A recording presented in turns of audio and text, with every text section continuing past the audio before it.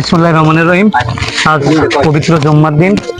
আজ জুম্মার নামাজ শেষে আমুরিয়া উত্তরপাড়া মানবিক সংগঠনের উদ্যোগে একটি অসহায় পরিবারের মাঝে আমরা এক মাসের একটি বাজারের ব্যবস্থা করে দিছি।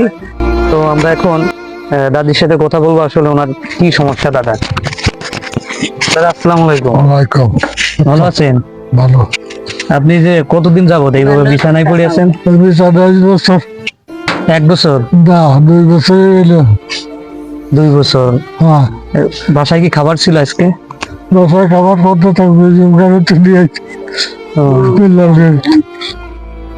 তো আপনারা দেখলেন যে একটি অসহায় পরিবার।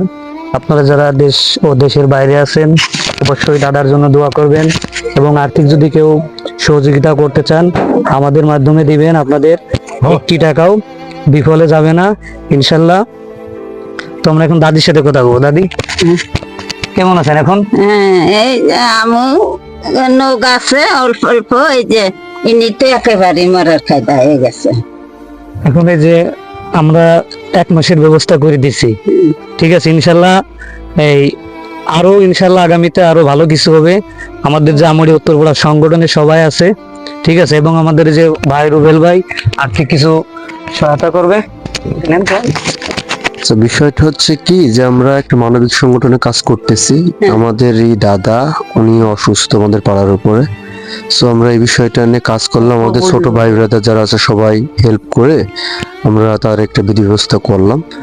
আপাতত একটা বাজারের ব্যবস্থা করলাম, আর কিছু আর্থিক মানে ওষুধ খাওয়ার জন্য কিছু টাকা আমরা দাদারে প্রদান করলাম, এটা ওনার কাছে দিলাম।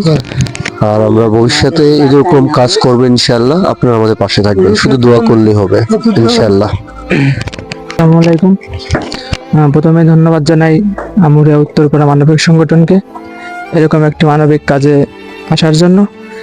আসলে আমাদের আপনি সবাই দেখছেন আমাদের সংগঠন থেকে তাকে আর্থিকভাবে সাহায্য করেছে, এবং সংগঠনের সকল সদস্যবৃন্দ আছে সকলেই কিন্তু আমরা এগিয়ে আসছি, এই কারণে আমাদের এই মানবিক কাজটা সফল হয়েছে।